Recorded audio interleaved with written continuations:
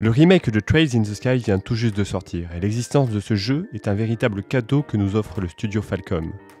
Ce nouvel épisode est très important car il signe là le renouveau de la série et il permet à des millions de fans de JRPG d'avoir enfin une porte d'entrée convenable pour découvrir cette saga légendaire. Mais les Trails ne sont pas l'unique licence appartenant à Falcom, et je vous propose aujourd'hui de plonger dans l'histoire riche et complexe, très complexe, du studio Nihon Falcom. Fondé en 1981 par Masayuki Kato, le nom du studio Falcom fait bien évidemment référence au Millennium Falcon de Star Wars, dont son créateur était un grand fan. Au tout début des années 80, Falcom n'était pas encore un studio de jeux vidéo, mais une boutique d'informatique qui s'appelait Computerland Tachikawa, et qui était spécialisée dans la vente de produits Apple. Un jour, un de leurs clients réguliers, du nom de Yoshio Kiya, va leur proposer de vendre des jeux qu'il a conçus lui-même. Falcom va alors sortir Galactic Wars, un jeu stratégique de science-fiction, puis plus tard Panoramato, vu pour beaucoup comme l'un des premiers JRPG de l'histoire. Mais c'est en 1984 que l'on retrouve la première création importante de Falcom, Dragon Slayer. Toujours chapeauté par Yoshio Kiya, Dragon Slayer est un pionnier de l'action RPG, considéré comme l'ancêtre de la série The Legend of Zelda. Le joueur se retrouve coincé dans un donjon à la recherche de couronnes et d'objets, lui permettant d'améliorer ses techniques jusqu'à être assez fort pour pouvoir tuer le boss final du jeu, un dragon. Un an plus tard, une suite voit le jour, sous-titrée Xanadu. C'est un record de vente avec 400 000 unités écoulées, un score qui pour l'époque est largement au-dessus de la moyenne, permettant de parler de véritables phénomènes vidéoludiques. Le jeu va à lui seul créer une nouvelle série, les Xanadu. Série qui se poursuivra avec une extension de ce premier titre et qui perdurera encore aujourd'hui avec la sortie de Tokyo Xanadu EX Plus en 2023 au Japon et en 2024 en Occident. À partir de 1986, Falcom s'établit dans l'industrie du jeu vidéo sur PC et lance un merchandising de ses jeux avec de nombreux produits dérivés. Yoshio Kiya devient une vedette de la création. Mais le succès de la boîte n'est pas uniquement dû au talent d'un seul homme, car en 1987, Falcom lance une toute nouvelle série qui deviendra majeure dans son histoire, Ys. Il faut savoir que les premiers jeux Falcom sont connus pour leur difficulté accrue, et c'est ce que veut contrecarrer Ys avec un slogan. Il est l'heure pour les RPG d'entrer dans l'ère de la facilité. Adieu les menus où l'on doit choisir d'attaquer ou d'utiliser une compétence. Ys utilise le système de bump, où le personnage doit simplement entrer en contact avec les ennemis pour leur infliger des dégâts. De même, les menus complexes pour les équipements et objets deviennent plus faciles à gérer. L'exploration est plus guidée et les zones s'enchaînent logiquement avec peu de backtracking. Cette stratégie de la simplicité se voit payante, et cela sera le premier jeu de Falcom à s'exporter à l'international avec une sortie aux États-Unis en 1988. Le jeu trouvera ses suites peu de temps après, avec Ys 2 et Ys 3. Des jeux confirmant la suprématie de Falcom sur le secteur du PC au Japon.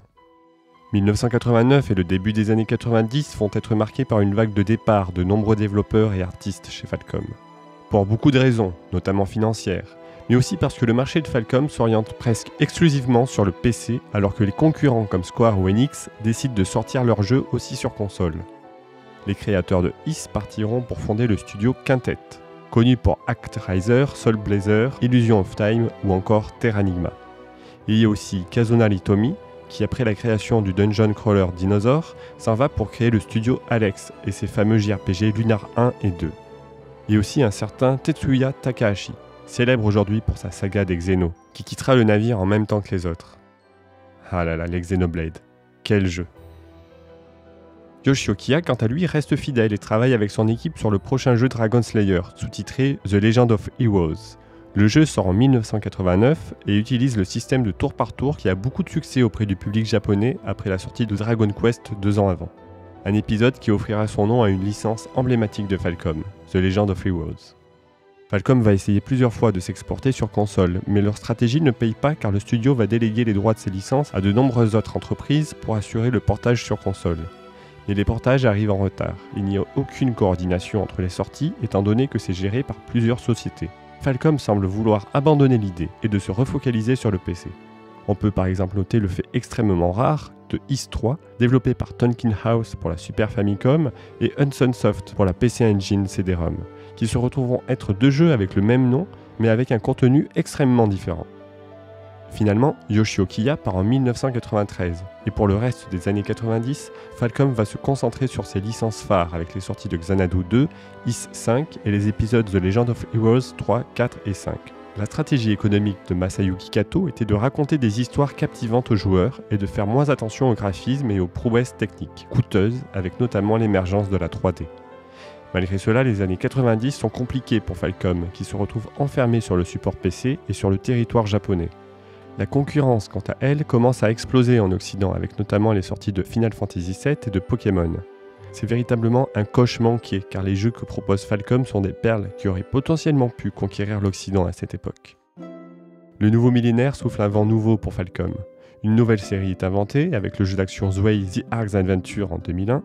Un tout nouveau Ys voit également le jour avec l'épisode 6, sorti en 2003, c'est le premier nouvel épisode depuis 1995. Mais surtout, le 24 juin 2004, Falcom sort The Legend of Heroes 6, sous-titré Sora no Kiseki, traduit par Trails in the Sky, le tout premier épisode de la série des Trails. Trails in the Sky deviendra une trilogie très appréciée, sous-série de The Legend of Heroes, elle-même sous-série de Dragon Slayer, dont le premier jeu est sorti, je le rappelle, en 1984. À ce moment, la société Falcom commence à avoir beaucoup plus de succès dans le reste de l'Asie. Notamment en Chine, le bannissement des consoles de jeux vidéo durant l'année 2000 permit aux jeux PC de Falcom de se vendre parfois à un demi-million d'exemplaires. Mais le problème, c'est que le secteur du PC est en perdition au Japon. Et les équipes de Falcom vont devoir réagir rapidement. Premièrement, voyant que seuls les MMORPG arrivent à survivre sur la plateforme PC, on verra l'arrivée de projets tels que Ys Online, Zwei Online ou encore Sorcerian Online. Mais surtout, à partir de 2006, Falcom décide enfin de retenter l'expérience console avec la création de portage de la trilogie In the Sky sur PSP. C'est le véritable premier succès sur console pour le studio, qui décide carrément d'abandonner le PC plusieurs années après. On doit cela à la nomination de Toshihiro Kondo au poste de PDG en 2007, ancien scénariste et producteur des jeux Falcom, qui est encore en place aujourd'hui. Toute une flopée de jeux voit le jour sur la console portable de PlayStation, avec notamment la collection Ys 1 et Ys 2 Chronicles, et surtout de Ys 7, développé exclusivement pour la PSP. Tout ça est bien beau, Falcom reprend du poil de la bête. Mais tous ces jeux sortis pendant les années 2000, eh bien ils n'ont jamais eu de sortie internationale et n'ont jamais eu de traduction anglaise. Mais au début des années 2010, Falcom met le cap vers l'ouest. En collaboration avec Exit Games, puis Nice America en 2017, la série des Trails et des Ys vont enfin voir le jour en dehors du Japon. Mais ces versions anglaises vont être longues et coûteuses à produire, étant donné les millions de caractères de ces jeux extrêmement bavards. Il faut savoir que le premier épisode Trails in the Sky a autant de caractères japonais que la trilogie complète du Seigneur des Anneaux. C'est énorme. En parallèle de ces arrivées progressives en Occident, les séries phares vont continuer d'avancer au Japon, avec les suites de Trails in the Sky, la duologie Crossbell, Trails from Zero et Trails to Azure en 2010 et 2011, puis l'arc Erebonia avec les Trails of Gold Steel, 4 jeux sortis entre 2013 et 2018. En Occident, toutes les sorties sont décalées, voire parfois inversées. La traduction de la duologie Crossbell va être sacrifiée pour rattraper le retard et privilégier les traductions des Gold Steel, qui sortiront peu de temps après leur sortie japonaise. Cependant, on se retrouve à devoir attendre 2022-2023 pour les Crossbell, alors que les Gold Steel sont déjà tous sortis depuis des années chez nous, et que ces jeux-là spoilent sévèrement les épisodes Crossbell. Du côté de Ys, cela se passe mieux, puisqu'il ne faudra attendre qu'une année pour voir l'arrivée des traductions. Nous aurons donc le célèbre 8e épisode Lacrimosa of Dana, sorti au Japon en 2016, l'épisode 9 Monstrum Nox en 2019 et Ys 10 Nordics en 2023, en sachant qu'une nouvelle version arrivera bientôt, s'appelant Ys 10 Nordics Proud. À partir de 2024, la nouvelle série des Trails, l'arc Calvar, arrive plutôt bien à s'en sortir, avec des sorties 2 ans après les sorties originales. Enfin, le mois dernier est sorti Trails in the Sky First Chapter, le remake du tout premier jeu, qui a une sortie internationale simultanée avec celle du Japon. Un exploit très important car le jeu est le remake du tout premier épisode de la série. C'est un jeu essentiel car la série demande aux joueurs de faire tous les jeux dans l'ordre chronologique pour pouvoir comprendre les tenants et les aboutissants de son univers. Si on compare la map de Liberl avec celle de la saga entière, on comprend très vite l'aventure qui s'étale sur 500 heures et sur une dizaine d'épisodes. Il y a vraiment beaucoup de choses à dire sur Falcom. C'est pour cela que je vous invite à regarder les rétrospectives de Kuryu sur Trails et sur Ys, si vous voulez en savoir plus sur ces licences. Évidemment, il y aura les liens dans la description. Falcom arrive chez nous depuis 10 ans, mais reste vraiment fermée sur elle-même. ça reste compliqué d'attirer de nouveaux joueurs avec des jeux aux sorties non coordonnées et qui demandent des centaines d'heures de jeu si on veut être à jour. Heureusement, cette année 2025, soit 44 ans après la création du studio, Falcom semble se mettre sur de bonnes rails pour les années à venir. Espérons que le public et le succès soient au rendez-vous. On se retrouve très vite pour une rétrospective Dragon Quest avec la sortie du remake HD 2D des 2 premiers épisodes. Alors abonnez-vous si vous ne voulez rien rater. N'oubliez pas de liker et de commenter pour soutenir la chaîne. C'est la meilleure récompense pour mon travail. Sur ce, je vous laisse, c'était Daven. Ciao ciao.